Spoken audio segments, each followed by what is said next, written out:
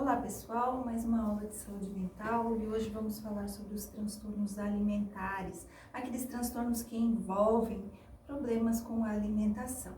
Então, nós vamos falar sobre os transtornos de anorexia, de bulimia e o transtorno de compulsão alimentar periódica. Vamos começar com os transtornos de anorexia nervosa. Então, o termo anorexia deriva do grego órix, né, que quer dizer apetite, acrescido do prefixo -an, que quer dizer privação ou ausência. Então, a pessoa que tem um transtorno de anorexia nervosa, ele vai ter algumas dificuldades na aceitação da alimentação. Como que surgiu e desde quando que se decide que a anorexia é uma doença, né? Então, entre o século V e o século VIII, o jejum voluntário ou inanição autoimposta era interpretado como uma possessão demoníaca ou um milagre divino.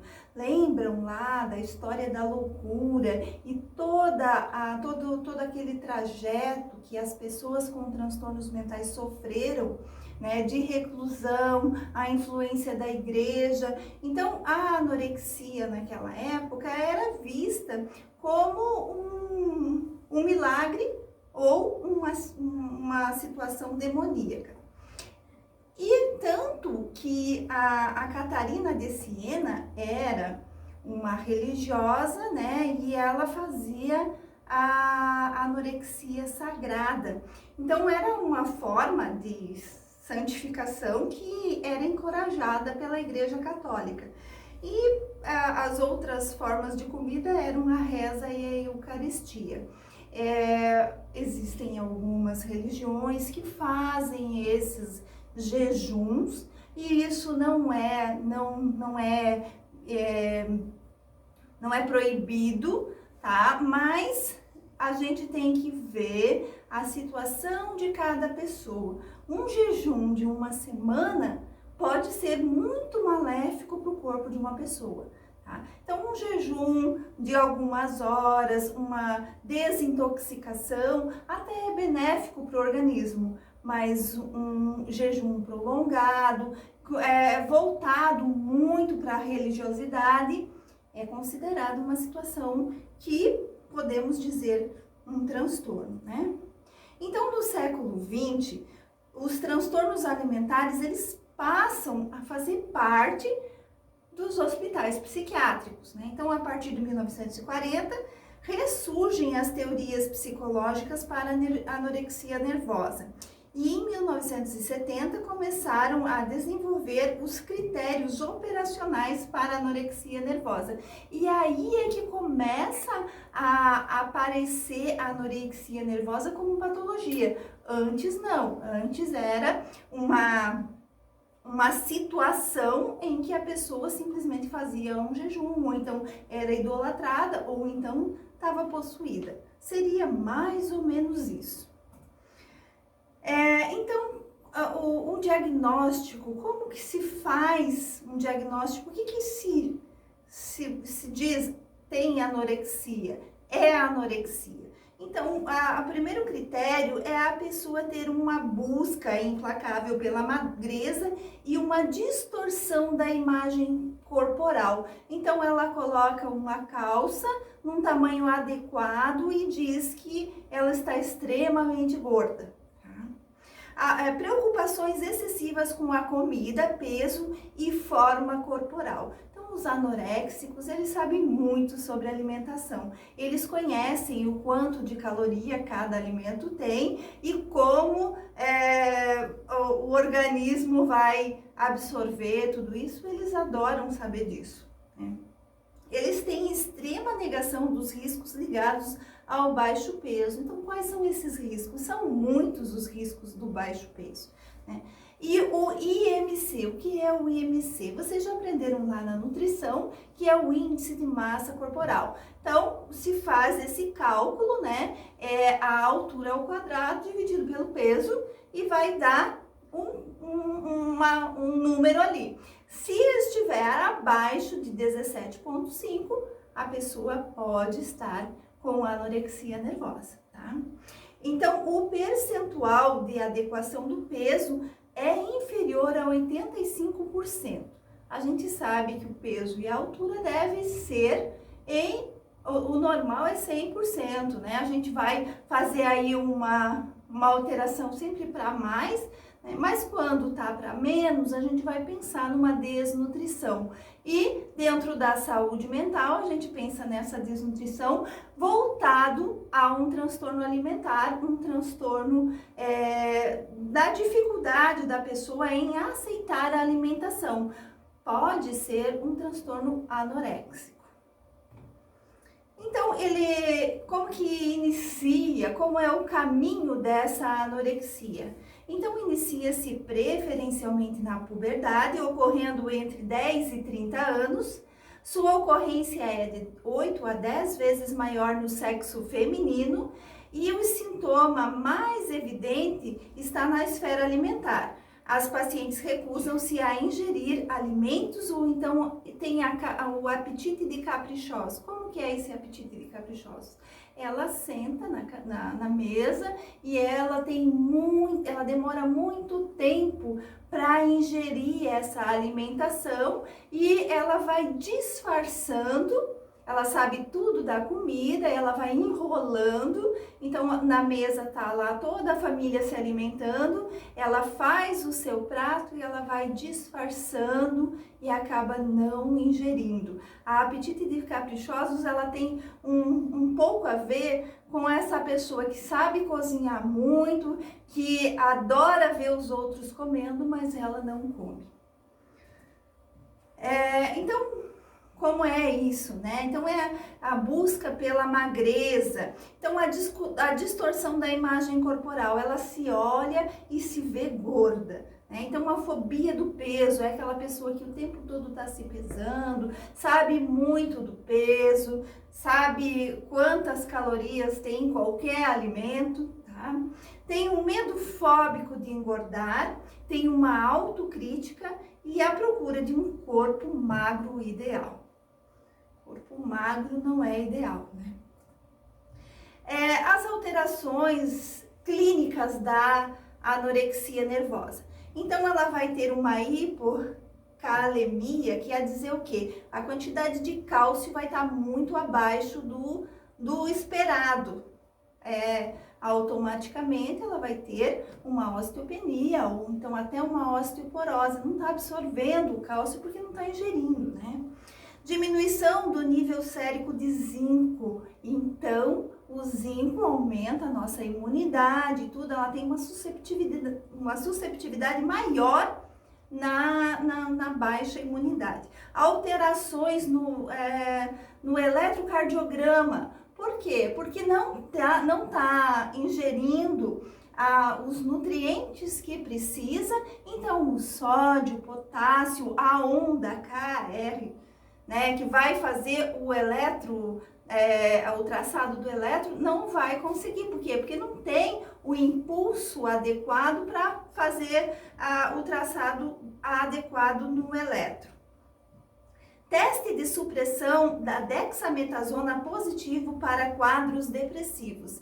Então, essa pessoa não está ingerindo alimentos, o organismo dela está liberando muito cortisol e essa pessoa vai ter sintomas depressivos e a dexametasona vai estar lá em cima.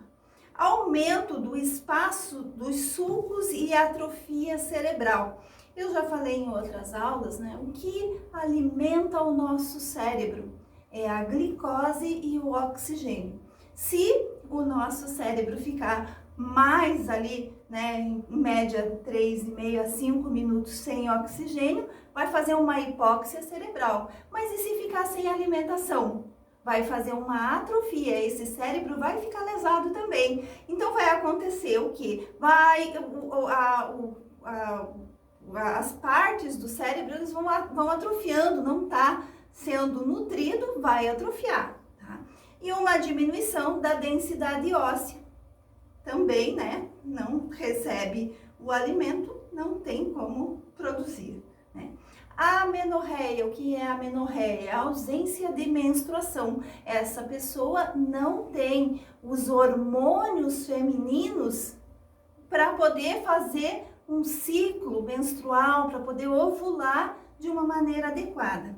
Diminuição do libido e potência sexual. Existem anoréxicas que no momento da relação sexual passam muito mal. Por quê? Porque não conseguem nem ter relação sexual.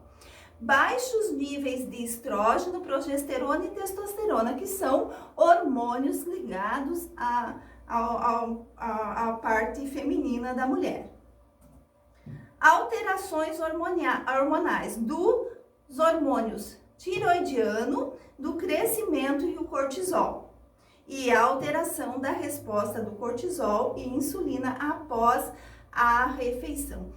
Com relação aqui à insulina, como funciona? Se a gente sempre está explicando e fazendo muita educação em saúde para a prevenção do diabetes. E nesse caso, o que acontece numa pessoa que não come e tem uma alteração da insulina quando se alimenta? Porque o pâncreas as ilhotas de Langerhans, que são as glândulas que liberam a insulina, para que essa insulina circule e faça com que a glicose entre para dentro da célula. O pâncreas ele produz essa insulina conforme a quantidade que a gente come. Se uma pessoa come muito, ela vai produzir muita insulina. E ao longo do tempo, ali mais ou menos 40 anos, a gente pode pensar que se essa pessoa está se alimentando muito errado, ela tem uma tendência a ter uma diabetes do tipo 2. No caso de uma pessoa que não se alimenta, o pâncreas também não está mais acostumado a mandar insulina para o organismo. Por quê? Porque não tem glicose circulando. Então, quando a pessoa come, ela passa mal. É muito sério isso. É muito biológico um problema de anorexia nervosa. Outras alterações clínicas. Baixa estatura na idade adulta é desnutrido, né?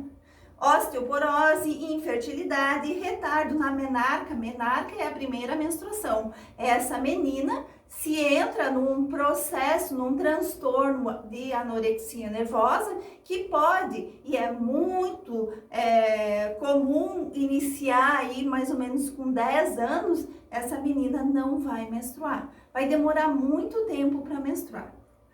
Um retardo no estirão pubertário, quer dizer o quê? A menina quando está se desenvolvendo, e aí a gente pensa aí dos 12 até os 15 anos, ela dá aquele estirão, ela cresce muito.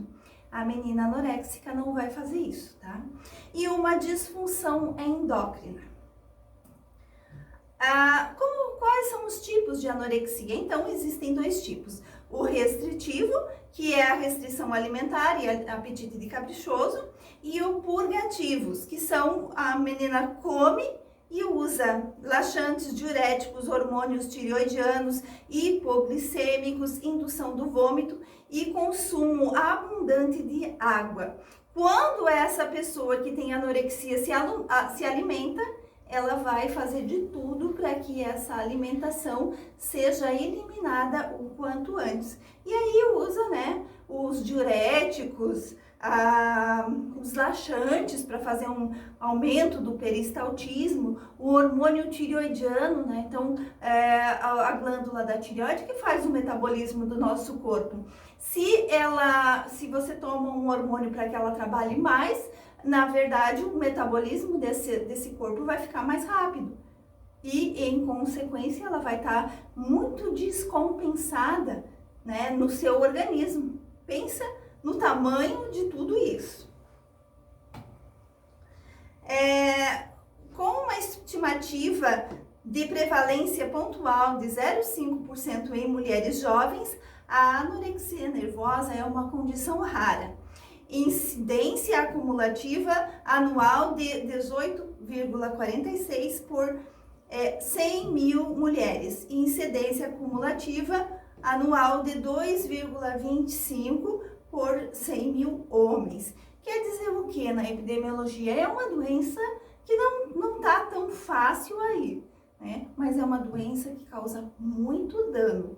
É uma doença em que nós da saúde mental temos um prognóstico para essa pessoa, um prognóstico ruim. Por quê? Porque ela lesa o seu organismo por falta de nutrientes, né? Então, a etiologia, da onde vem essa doença? Então, seriam fatores socioculturais, fatores familiares, individuais, psicossociais, fatores genéticos e alterações neurobiológicas, e ali eu coloquei, né, o neurotransmissor serotonina, que é um dos mais comuns, que vai estar alterado. Tá? O curso, né, como funciona, como é uma doença crônica.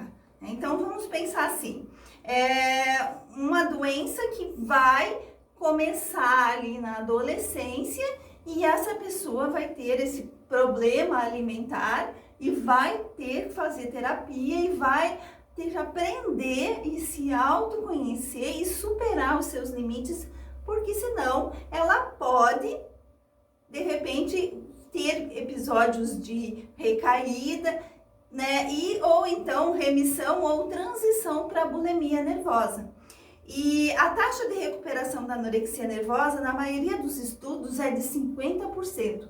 Então, eu falo que é uma doença grave, é uma doença crônica, e nós, profissionais da enfermagem, temos que ter esse olhar para, em qualquer lugar, a gente pode encontrar um anoréxico. A gente, de repente, você está lá trabalhando num posto de saúde, na saúde da família, e você olha, vai fazer uma puericultura ali, de repente na escola você faz o peso e a altura, vai fazer um mutirão ali para avaliar essas crianças, esses adolescentes, e você pode encontrar. Então é o nosso papel ficar de olho nesses detalhes para prevenir uma doença que é tão grande, é tão dolorosa, é tão sofrida. Tá? As comorbidades. Então, o transtorno de humor, transtorno de ansiedade, transtorno de controle de impulso, o transtorno de personalidade pode já estar aflorando aí, um abuso de substâncias, né? Então, substâncias psicoativas, usuários de drogas podem entrar no processo de anorexia nervosa. E uma pessoa que pode ter um transtorno obsessivo compulsivo. E aí, nessa compulsão e obsessão, vem o pensamento da obesidade e a compulsão a não comer. E o tratamento? Como é o tratamento de uma pessoa com anorexia nervosa?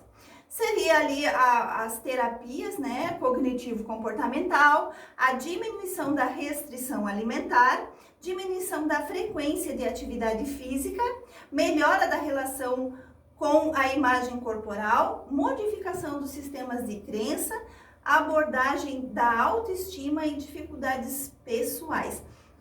Vamos pensar numa pessoa que ela faz muita atividade física para queimar muita caloria e não ganhar peso. Então, o cuidado de enfermagem vai ser controlar isso, não deixar ela fazer atividade física e orientar no dano que ela está fazendo para o seu organismo. A diminuição da restrição alimentar. Enfermagem tem que ficar em cima na hora da alimentação, né? A supervisão alimentar é um cuidado de enfermagem. A abordagem na autoestima, nós fazemos muito isso, escutar a pessoa. Tá? Tratamento medicamentoso. Os antidepressivos são medicamentos que são muito utilizados na anorexia, então os mais comuns, fluoxetina, citalopram e sertralina, são todos inibidores seletivos da recaptação de serotonina. Então vai aumentar, né, a recaptação da serotonina lá na fenda sináptica. Os antipsicóticos seria a olanzapina, é um antipsicótico que vai diminuir esse pensamento obsessivo com relação ao peso, e os orexígenos, que seriam esses medicamentos que vai estimular a alimentação, a reposição de zinco e a hormonioterapia. Então vai ter que tomar hormônio para recuperar esses meses, esses anos que ficou sem se alimentar. Um cuidado de enfermagem, então, vamos pensar numa pessoa que iniciou esse tratamento. Normalmente esse tratamento inicia no ambulatório, mas se a paciente continuar apresentando a perda de peso, faz-se necessário a internação hospitalar, e a internação hospitalar vai ser num quarto privativo, devido aos cuidados que devem ser inseridos, como manter a porta do banheiro fechada. Por quê? Porque se ela se alimentar, ela vai tentar vômito, ela vai estimular, aí de repente vai fazer alguma coisa para eliminar essa alimentação. Controle de ingesta alimentar com supervisão de um profissional. Revista do aposento em dias determinados pela equipe. Por quê? Porque se você não está supervisionando a alimentação, de repente ela diz que comeu e guardou, né, a comida. Restrição hídrica, o anoréxico ele toma muita água. Risco de suicídio e agressão, então é um cuidado de enfermagem. Por quê? Porque vai estar alterado ali o principal neurotransmissor que vai estar alterado na anorexia, vai ser a serotonina, então ela vai estar deprimida, né? Risco de burlar as combinações que fazem parte da terapia cognitivo-comportamental, então ela vai tentar burlar para conseguir não se alimentar. Então facilita o manejo, a terapia e coíbe as práticas inadequadas. Então essas terapias que, na verdade, uma pessoa que está hospitalizada dentro de um hospital psiquiátrico e tem um transtorno alimentar, ela vai ser atendida por uma equipe multiprofissional. Então, nós, profissionais de enfermagem, a gente vai estar 24 horas com essa pessoa e toda a equipe vai nos passar. Então, esses são os acordos que o psicólogo fez. Esse é o acordo que o psiquiatra fez. É assim que vai ser a condição. Se ela superar isso, se ela respeitar todas as regras, ela vai receber visita familiar. Então, são todos acordos e nós da enfermagem temos que ficar muito atentos e nós participamos da equipe multiprofissional. Então, é o nosso papel estar inserido em tudo isso, entender como são esses acordos para fazer um trabalho, um cuidado de enfermagem de forma adequada. Agora eu passo para a bulimia. Então, o que é a bulimia nervosa? Então, a bulimia nervosa tem as características essenciais: a compulsão alimentar periódica e métodos compensatórios inadequados para evitar o ganho de peso. Então, a pessoa vai comer, ela vai ter um momento de compulsão, então ela vai comer muito e depois ela vai tentar eliminar aquele alimento. Autoavaliação excessivamente influenciada pela forma e peso do corpo, fatores tipicamente mais importantes na determinação da autoestima. A pessoa que tem bulimia nervosa, então ela vai ter no momento uma compulsão, ela vai comer demais e depois ela vai ter um pensamento dizendo: eu vou engordar, então eu tenho que fazer alguma coisa para me livrar desse peso que eu ganhei, que eu adquiri comendo demais. Então, pouco se conhece a respeito das causas da bulimia nervosa, porém é possível que exista um modelo de múltiplas causas, como aspectos socioculturais, principalmente nas classes econômicas mais elevadas, aspectos psicológicos, individuais e familiares, neuroquímicos e genéticos. Então, mais uma vez eu trago, como todos os transtornos que a gente falou aqui, dessa condição tanto psicológica, tanto individual e familiar, tanto genética, bioquímica, porque está tudo associado, né? De repente, na questão aí individual e familiar, a gente tem que ver como que é essa família. Será que tem mais pessoas com bulimia? Será que essa pessoa aprendeu a se livrar do peso, a fazer essas atitudes inadequadas? Como que é, né? A questão psicológica, os traumas, a baixa autoestima. Então, muitas coisas, né? Lembrando, cada ser humano é único e tem a sua história, tá? É importante destacar que a influência cultural tem sido apontada como forte desencadeante. Corpo magro é encarado como símbolo de beleza, poder, autocontrole e modernidade. A busca do corpo perfeito tem se manifestado em 3 áreas como nutrição e dietética, atividade física e cirurgia plástica. Então, às vezes, a pessoa quer ter um corpo o mais perfeito possível e ela, ali na parte da nutrição, ela se alimenta e depois ela vomita para eliminar aquele alimento. Outras vezes a pessoa tem um problema, né? Ela quer ter um corpo perfeito, ela vai para academia e ela passa horas e horas até num ritual obsessivo compulsivo para ter o corpo perfeito. Ou algumas vezes a pessoa faz muitas e muitas cirurgias plásticas para chegar no corpo perfeito. E tudo isso a gente pensa numa imposição maior da sociedade, esperando que a pessoa seja o mais perfeito possível. E ela não conseguindo se adaptar e tendo alguns outros transtornos, né? Existe um transtorno que se chama dismórfico corporal, onde a pessoa não gosta do seu corpo e ela começa a sofrer tudo isso. Então, os pacientes com esse transtorno tipicamente estão dentro da faixa de peso normal, embora alguns possam estar com um peso levemente acima ou abaixo. Pode acontecer, mas não é comum entre pessoas com obesidade mórbida.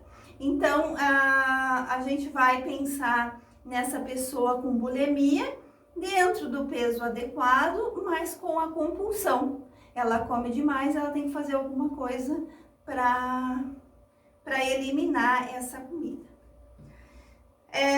Os transtornos associados. Quais são os transtornos mentais? Porque a bulimia nervosa e esses transtornos alimentares, eles normalmente vêm com alguma comorbidade junto. Então, ali vamos pensar numa pessoa com sintomas depressivos, com baixa autoestima, com insegurança, transtornos de humor, né? O transtorno de humor, a gente vai pensar no distímico, lembra que eu já falei do distímico, aquela depressão leve, né? Ou então depressivo maior, os transtornos de ansiedade, e aí eu trago muito claramente transtorno obsessivo compulsivo, né? E os transtornos de personalidade borderline, que a gente ainda não falou, mas vamos falar na próxima aula, que são transtornos de personalidade que fazem que a pessoa tenha essa baixa autoestima e ela não se respeita tanto, ela não olha ela como um ser completo, ela não gosta dela. Então, borderline é muito comum acontecer dela ser bulêmica e ter a personalidade borderline. Cerca de 1/3 dos portadores deste transtorno ocorre abuso ou dependência de substâncias, principalmente o álcool e estimulantes, os inibidores do apetite, que geralmente ocorre como uma tentativa de controlar o apetite e o peso. Então, aqueles medicamentos, né, que vão diminuir o controle do alimentar, e hoje é proibido aqui no Brasil, né, antes tinha a anfepramona, que era um medicamento que a pessoa não se alimentava. Então, teve uma época no Brasil que essa medicação era muito utilizada para a pessoa emagrecer, mas em consequência causava um dano neurológico muito grande e fazia com que desencadeasse um outro transtorno mental. Mas assim, a gente vai pensar nessa pessoa utilizando drogas para aliviar esse sofrimento da compulsão e da eliminação da alimentação. A prevalência, então. A taxa de prevalência da bulimia nervosa é de 2 a 4% entre mulheres, adolescentes e adultas jovens. A grande maioria dos portadores é do sexo feminino, na proporção de 9:1. O início dos sintomas vai dos últimos anos da adolescência até os 40 anos, com idade média de início por volta de 20 anos. Então, a gente vai ver que a bulimia, ela começa um pouco mais tarde, tá? Pode ser que ela, nesse período aí da adolescência, desses enfrentamentos que a pessoa está tendo, né? Esses desafios maiores da vida, porque quando a pessoa está da adolescência para a idade adulta, jovem, ele passa por muitos desafios e muitas escolhas que a pessoa tem que tomar, e algumas vezes ela escolheu errado, então se frustrou, e aí vem a bulimia como uma dificuldade maior de gerenciamento de todos os seus conflitos. Algumas profissões em particular parecem apresentar maior risco, como é o caso dos jockeys, atletas, manequins e modelos, onde o rigor com o controle do peso é maior do que na população em geral. Então a gente vê, né, algumas modelos que têm problemas de bulimia ou então até anorexia. A gente vê muito modelo com problema disso, e hoje em dia até as modelos não podem estar abaixo do peso. Isso é uma lei, elas não podem mais estar muito magras para desfilar. Como funciona tudo isso, né? Como é uma bulimia, então? Um episódio de compulsão alimentar periódica é caracterizado pelos seguintes aspectos. Então, a pessoa se alimenta, né, ingestão em um período limitado de tempo, por exemplo, 2 horas, de uma quantidade de alimentos bem maior que a maioria das pessoas consumiria. Então, ela come muito, ela não consegue controlar esta compulsão. Ela come tudo que ela vê, tá? Ela faz, o bulêmico, ele faz estoque, porque ele sabe que ele pode ter a compulsão e ele tem que ter. Então, ele come muito, em um período muito curto, tá? E depois vem um sentimento de falta de controle sobre o comportamento alimentar durante o episódio e, em consequência, né, um comportamento compensatório inadequado e recorrente, com o fim de prevenir o aumento do peso ou a autoindução de vômito, uso indevido de laxantes, diuréticos, enema ou outros medicamentos inibidores do apetite, jejuns ou exercícios físicos. Então, esse é o mecanismo da bulimia. Come demais num momento de compulsão alimentar periódica e depois faz alguma coisa para eliminar. E o mais comum é a indução do vômito, tá? A compulsão periódica é um dos comportamentos a compulsão periódica e os comportamentos compensatórios inadequados ocorrem, em média, pelo menos 2 vezes por semana por 3 meses. A autoavaliação é indevidamente influenciada pela forma e peso do corpo. Então, assim, vamos pensar numa pessoa que está iniciando esse processo da bulimia nervosa e ela, tipo, uma vez na semana ela está fazendo isso. É bulimia, já tem que tratar, tá? Já tem que tratar. Mas não é fácil de se perceber. Por quê? Porque ela está dentro do peso adequado e muitas vezes ela vai fazer isso, ninguém vai ver que ela está fazendo. Ela vai se esconder para comer e depois ela vai se trancar no banheiro para vomitar.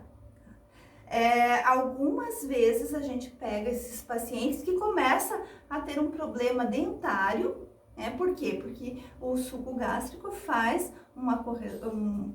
corrói o esmalte dentário e daí a pessoa começa a ficar com problema dentário. Mas por quê? Pela bulimia.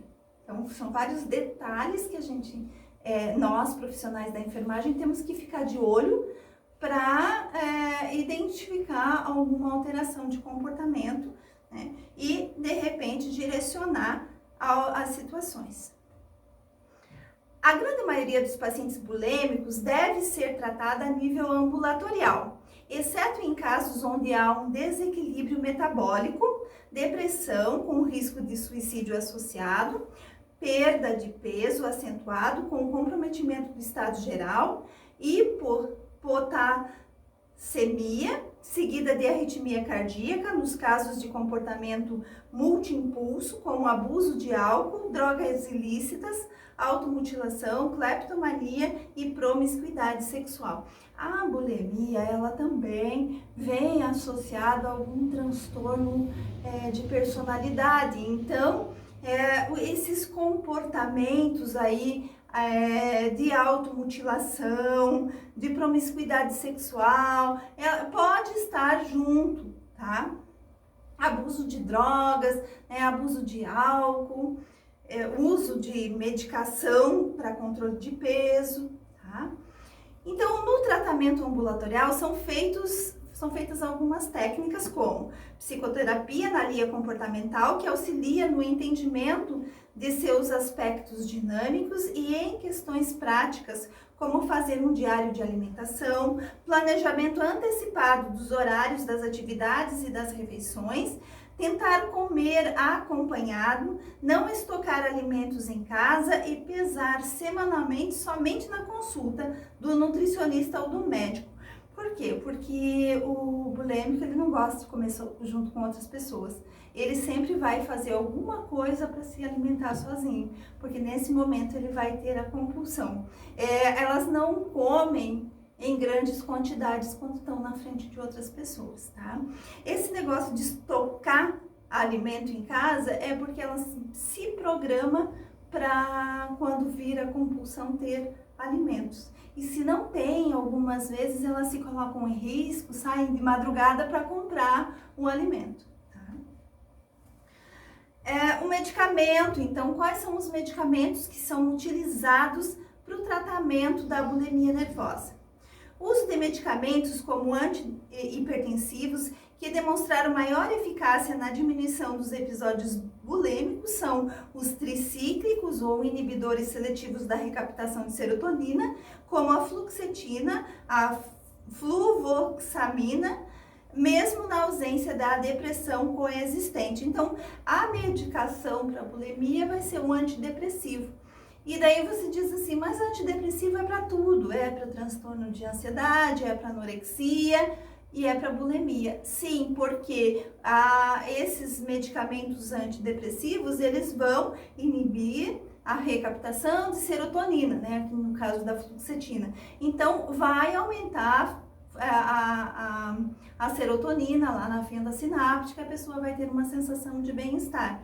Então, esses medicamentos, eles são de linhas, né? Então, na psiquiatria nós temos poucos tipos de medicamento, mas que servem para tantos transtornos mentais. Agora a gente vai falar do transtorno de compulsão alimentar periódica, que é uma pessoa que tem uma compulsão na alimentação. Então, esse transtorno é uma atitude alimentar caracterizada pela ocorrência de episódios de comer em grandes quantidades de comida em intervalos curtos de tempo, uma sensação de perda de controle sobre o ato de comer e, em seguida, arrependimento de ter comido. Então, é parecido com a bulimia, ela vai ter essa compulsão, porém os métodos compensatórios não vão existir de uma forma tão clara. Não se conclui ainda se esta é uma nova doença alimentar emocional ou apenas um sintoma que pode estar associado a algum outro transtorno alimentar, como acontece com a obesidade e a bulimia, ou outras psicopatologias como a depressão atípica, transtorno de controle de impulso e transtorno de ansiedade, o transtorno dismórfico corporal e muscular e também o transtorno de humor. Então, os transtornos alimentares que eu estou falando aqui, eles sempre podem estar associados com outro transtorno mental, né, maior, tá? O transtorno de compulsão alimentar periódica pode ser incluído dentro do espectro do obsessivo compulsivo, onde o sintoma-chave é a preocupação persistente sobre o peso e o desejo de comer em excesso ocorreria de maneira incontrolável e egodistônica, ou seja, causando a absoluta desaprovação e angústia do paciente. Então, esse paciente que tem transtorno de compulsão alimentar periódica, ele, na verdade, sofre de um tipo de transtorno onde ele não consegue controlar o seu impulso. Então, vem esse pensamento sobre o peso e automaticamente ele já faz, né, aí um mecanismo onde ele se alimenta demais. E aí, em seguida, vem uma sensação de derrota, de uma baixa autoestima, uma sensação até de depressão, né? Todos esses sintomas aí associados. O transtorno de compulsão alimentar periódica, ele tem causas múltiplas, como predisposição genética e constitucional, influências socioculturais e vulnerabilidades psicológicas pessoais.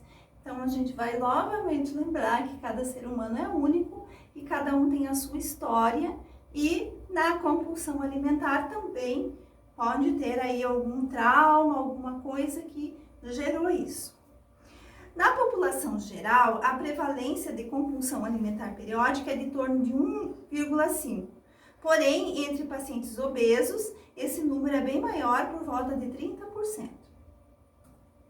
A compulsão alimentar periódica acomete pessoas de todas as raças, sendo mais comum entre as mulheres, na proporção de 3 mulheres para cada 2 homens, e o início do quadro geralmente no final da adolescência.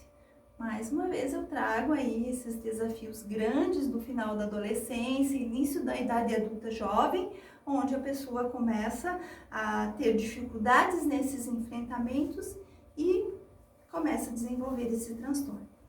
Então, o tratamento para o transtorno é múltiplo, né? E deve ser usado com uso de medicamentos, intervenção psicológica e acompanhamento nutricional. Então, no medicamento, quais são os medicamentos que são utilizados? E esse medicamento antes estava muito em alta, hoje em dia a gente sabe que é uma receita bem controlada, para que a pessoa, não é todo mundo que consegue essa receita, né? Que é a subitramina. É um medicamento que ele é um antidepressivo e ele vai trabalhar muito aí o controle do impulso, tá?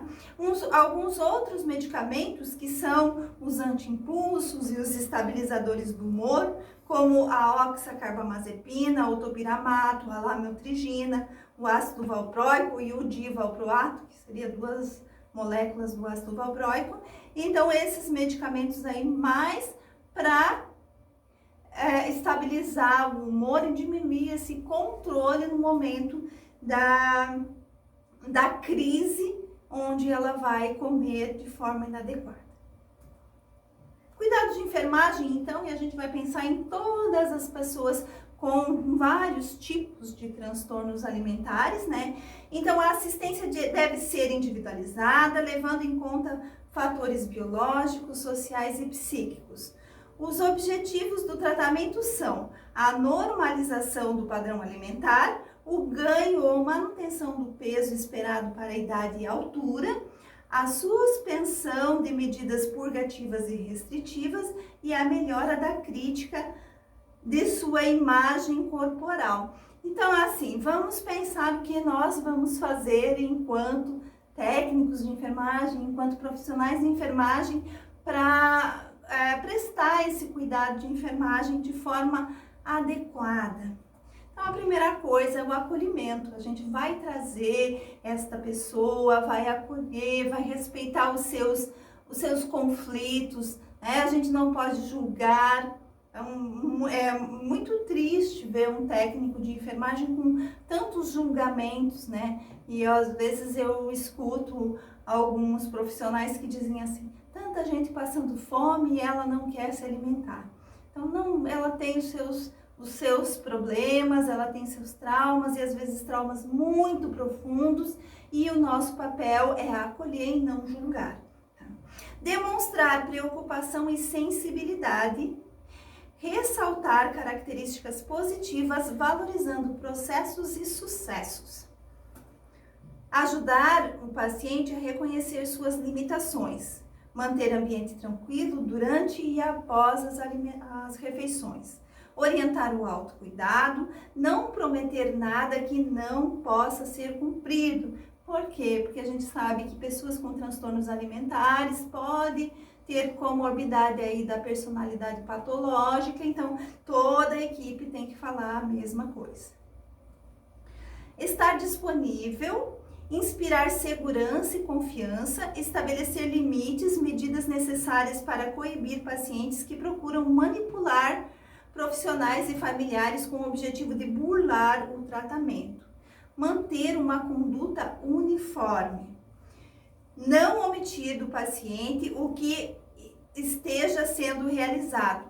Elaborar combinações de aceitação mútua com o paciente sobre assistência e orientar rotinas da unidade. Principalmente se ele vai internar num hospital psiquiátrico, você tem que falar todas as rotinas, como funciona tudo isso e ficar muito atento ao comportamento deste paciente.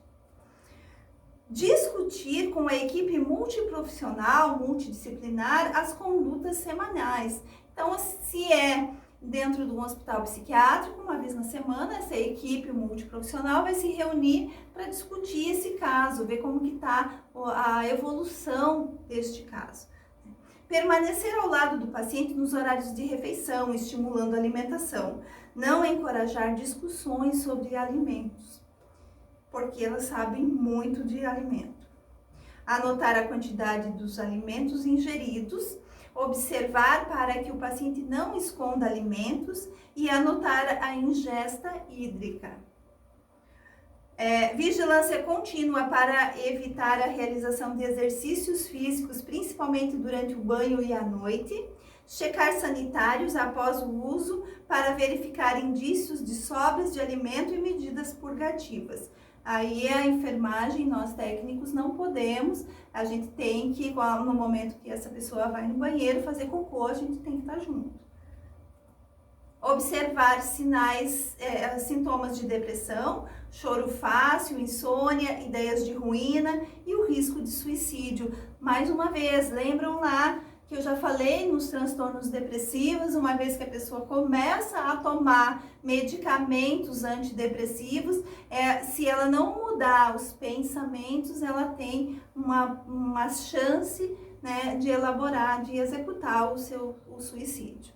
Então, controle de sinais vitais, peso em jejum conforme rotina e observar e anotar aspectos das eliminações intestinais, estar atento a queixas álgicas como dores na região epigástrica. E nessas 3 patologias vai ter dor epigástrica, uma porque não tem uma atrofia, outra porque faz uma dilatação muito grande. Então é um cuidado maior observar as queixas álgicas destes pacientes.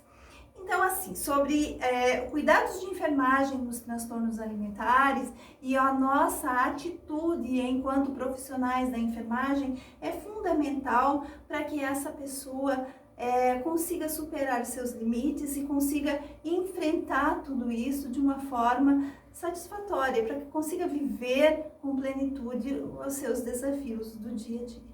Então, é isso dos transtornos alimentares. Muito obrigada.